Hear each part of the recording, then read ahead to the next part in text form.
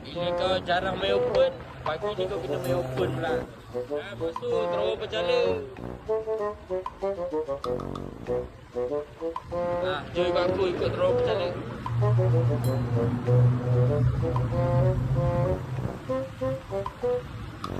Ui, ini teropong ni. Dah lama aku tak masuk sini ni.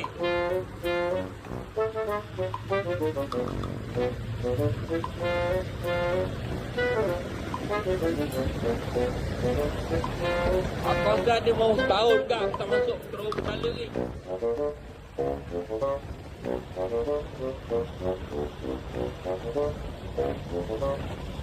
Okey, dah habis. Sampai situ je.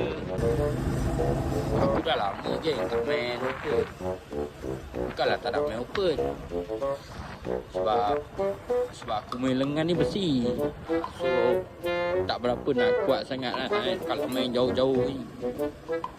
Sebab tu main dekat ni. Lagi satu sekolah anak aku pun dekat dekat kawasan aku main shift. Tu aku tak main jauh. Memang aku main shift je. Ni pagi ni aku try lah main open kan.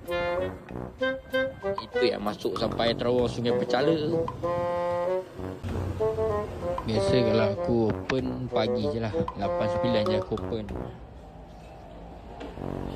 Macam korang kan, korang lagi better main open ke shift? Tapi aku rasa lagi ramai main open lah daripada main shift kan. Senang capai target.